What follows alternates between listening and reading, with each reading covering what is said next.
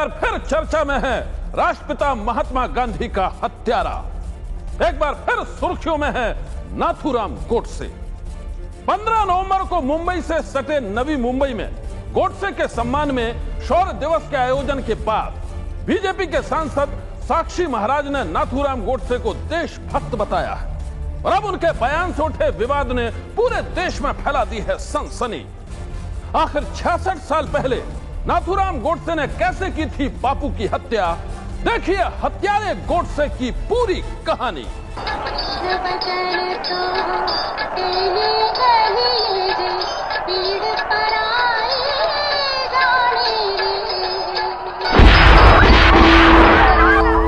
जनवरी 1948 की वो शाम थी जब दिल्ली के बिड़ला भवन में महात्मा गांधी की हत्या की गई थी।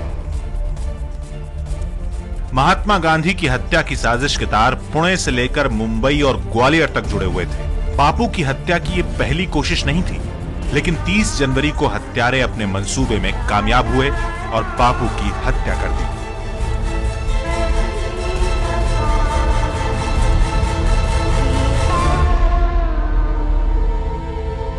बापू की हत्या करने वाला नाथूराम गोडसे महाराष्ट्र के बारामती का रहने वाला था।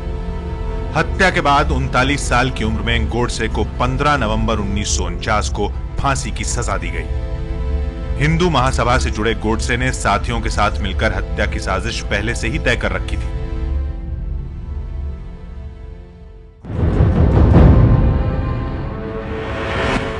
मुंबई के परेल इलाके के हिंदू महासभा के कार्यालय में आपटे, गोडसे और अन्य लोग जो कि इस साजिश में शामिल थे उनकी मुलाकात हुई। यहीं पर आपटे ने दिगंबर बड़गे को वो खतरनाक काम सौंप दिया। वो काम था महात्मा गांधी पर गोली चलाने का। महात्मा गांधी के परपोते तुषार गांधी की किताब लेट्स किल गांधी के मुताबिक 17 जनवरी को आपटे, बड़गे और गोडसे की विनायक दामोदर सावरकर से मुलाकात हुई और यहीं पर इन तीनों ने सावरकर से आशीर्वाद लिए।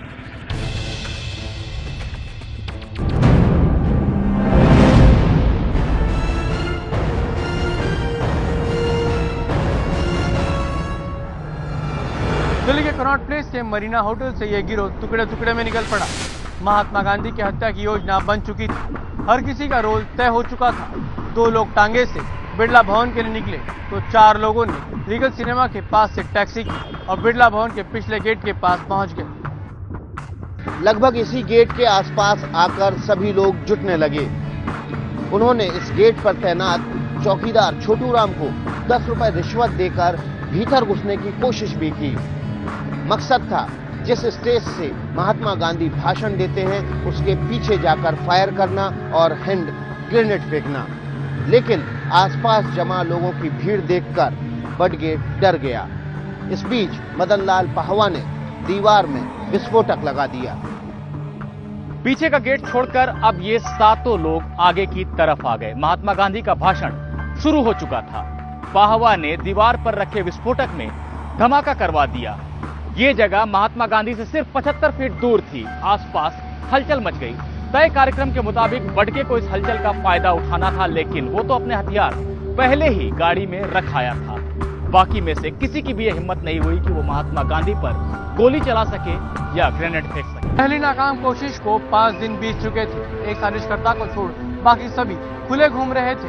दिल्ली पुलिस और बॉम्बे प्रोविंस के पुलिस के बीच छानबीन अटकी हुई थी। उस वक्त बॉम्बे प्रोविंस के सीआईडी के deputy inspector general UH Rana Delhi में थे। उनसे मदद मांगी गई। राणा को सारी जानकारी मुहैया करा दी गई उर्दू ट्रांसलेशन के साथ।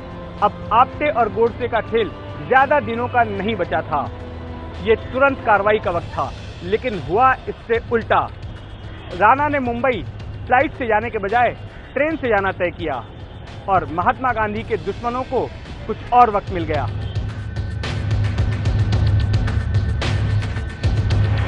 पाहवा के पकड़े जाने के बाद इस साजिशकर्ता गैंग में 6 लोग बचे थे। इनमें से भी 3 लोग अलग हो गए थे। अब बचे करकरे, आपटे और नाथूराम गोडसे। इन तीनों में से भी सबसे तेज दिमाग चल रहा था नाथूराम गोडसे का। अब करकरे को ट्रेन से दिल्ली भेज दिया गया, जबकि आपटे और नाथूराम गोडसे चल दिए ग्वालियर एक खतरनाक पिस्तौल का इंतजाम करने के लिए। आधी रात को दोनों ग्वालियर पहुंचे और सीधे पहुंच गए डॉक्टर दत्ता थे सदाशिव पचौरे के पास।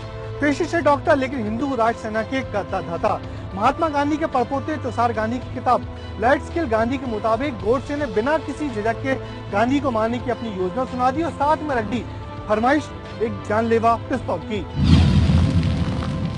28 जनवरी 1948 की देर शाम तक महात्मा गांधी के खून के प्यासे दो लोगों के हाथ में लग चुका था खूनी और जानलेवा हथियार, एक 9mm Beretta semi automatic pistol. 28 की शाम तक करकरी दिल्ली पहुंच गया था, जबकि आप्टे और गोडसे ने बॉम्बे अमृतसर एक्सप्रेस पकड़ी दिल्ली जाने के लिए रात 10:30 बजे।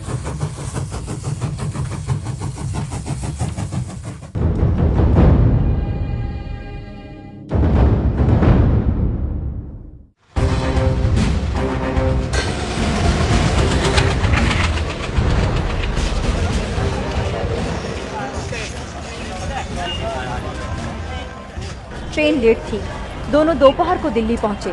वहीं स्टेशन के आराम गृह में कमरा लेकर उन्होंने शाम तक आराम किया। शाम को उन्होंने करकरे से मुलाकात की। वहीं स्टेशन के आराम गृह में ही उन्होंने करकरे को अपनी नई खतरनाक पिस्तौल दिखाई।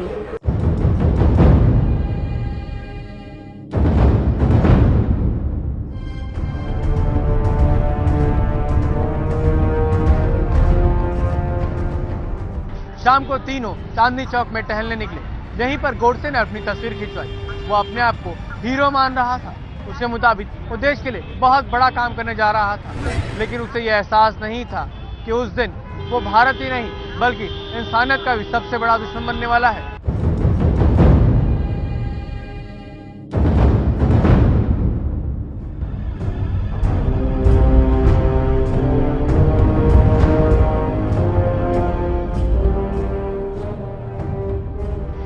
जनवरी 1948 बिरला हाउस में बैठकर महात्मा गांधी कई तैयारियों में जुटे हुए थे।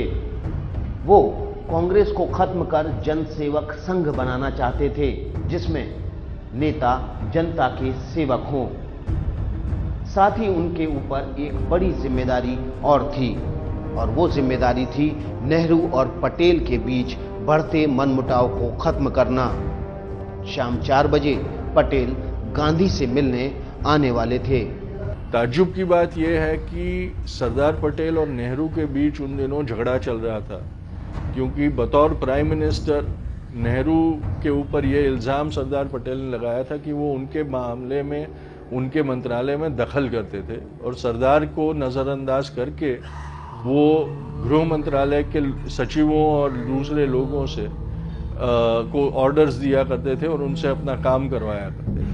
लेकिन 20 तारीख से 30 तारीख तक, 20 तारीख के हमले के बाद बापू, उस हमले की तहकीकात में क्या हुआ और बापू की सुरक्षा के लिए क्या इंतजाम किया गया, उसके बारे में प्राइम मिनिस्टर्स ऑफिस ने एक भी प्रश्न पुलिस, दिल्ली पुलिस से या गृह मंत्रालय से किया नहीं है। उसका कोई दस्तावेज नहीं है।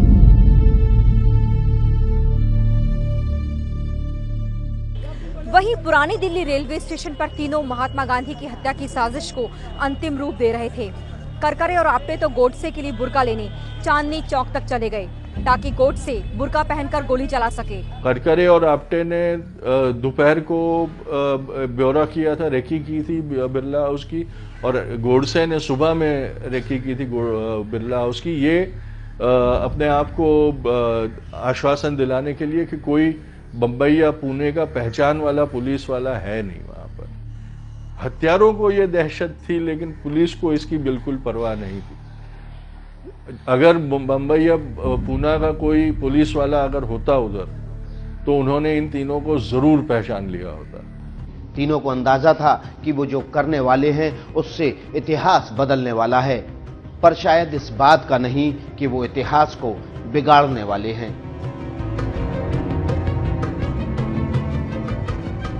20 तारीख को उन्होंने सारा काम बड़गे के हाथों में सौंपा था, और बड़गे ने अपना कार्य किया नहीं, इसलिए वो चौपट हुआ। 30 तारीख को नथुराम ने बीड़ा खुद झड़पा, और नथुराम ने अपने आप से आप्टे और करकरे की मदद से बापू तक पहुंचकर बापू की हत्या की।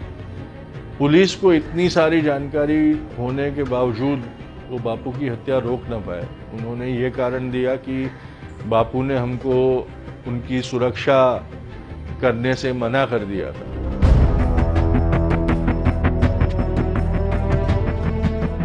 गांधी जी की प्रार्थना शाम 5 बजे शुरू होती थी। तीनों उससे पहले पहुंचना चाहते थे। उन्होंने पुरानी दिल्ली रेलवे स्टेशन से एक तांगा लिया और कनॉट प्लेस तक पहुंचे। कनॉट प्लेस में वेटिंग रूम में सामान रखने के बाद उन्होंने दूसरा तांगा लिया और उससे बिरला हाउस तक पहुंच गए।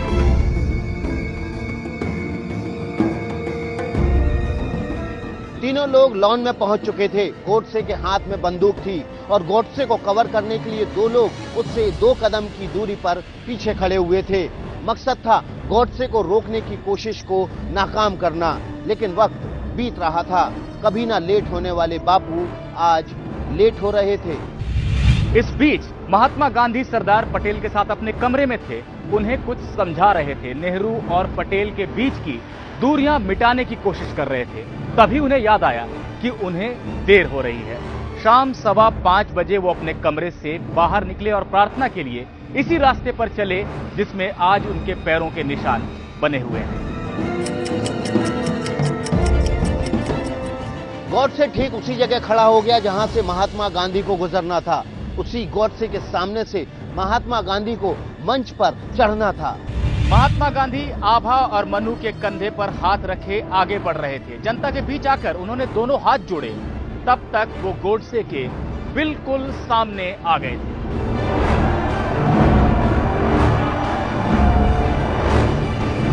नाथूराम गोडसे इसी वक्त का इंतजार कर रहा था। गांधी से चंद कदम दूर खड़ा नाथूराम गोडसे चलकर महात्मा गांधी के रास्ते में खड़ा हो गया और हाथ जोड़कर कहा, नमस्ते बापू। महात्मा गांधी के साथ चल रही मनु ने गोडसे से कहा, भैया रास्ते से हट जाइए, बापू को प्रार्थना के लिए देर हो रही है।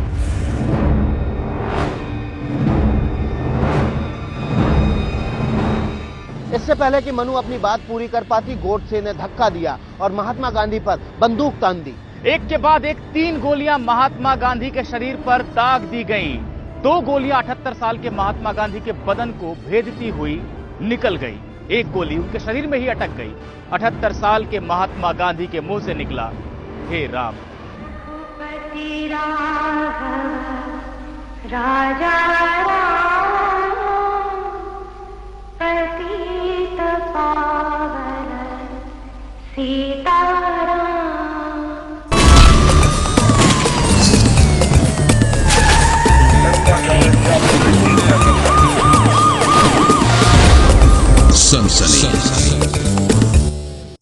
यूपी के आगरा में 60 मुस्लिम परिवारों के कथित धर्म परिवर्तन की कहानी ने तूफान खड़ा कर दिया है। इस मुद्दे पर संसद में जमकर हंगामा हुआ।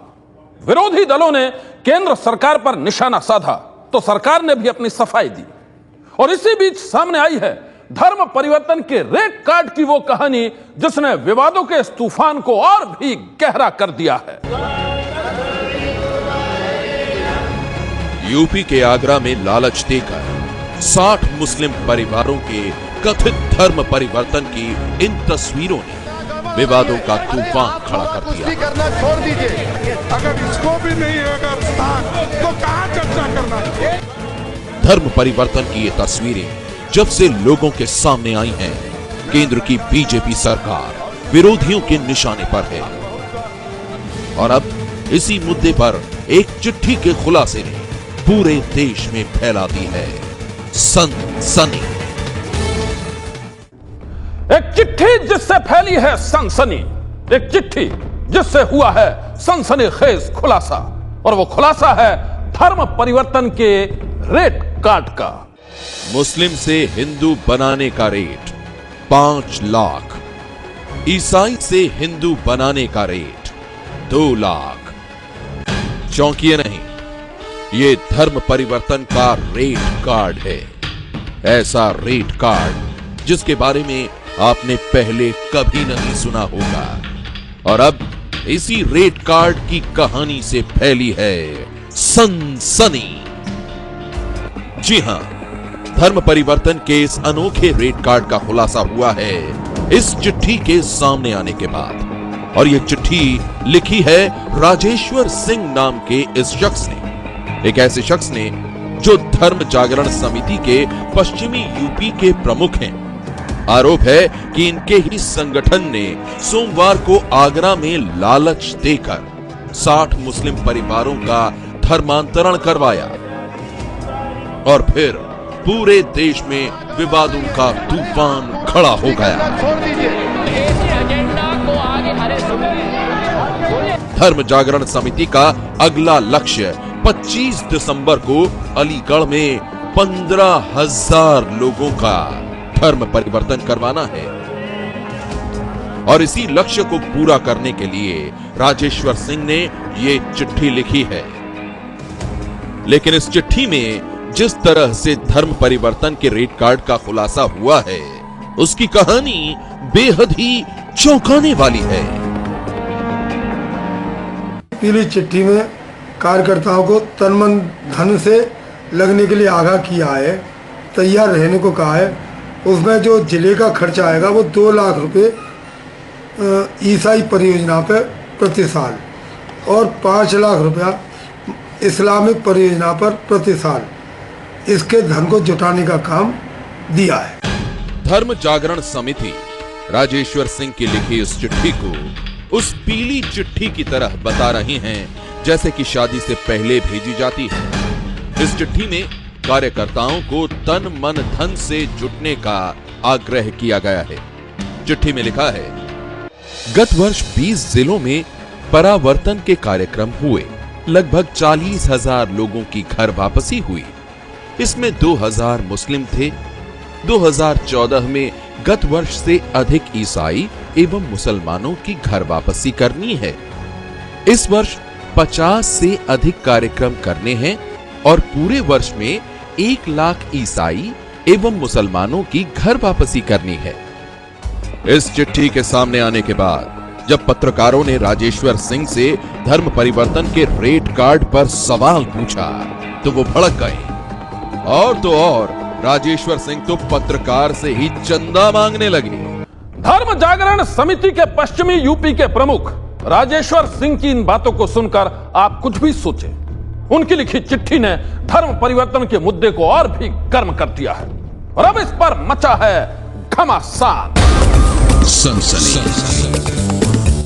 सनसनी में आज बस इतना ही। आप रहिएगा होशियार। सन्नाटे को चीरती सनसनी कल फिर देगी दस्तक आपकी दहलीज पर। सनसनी।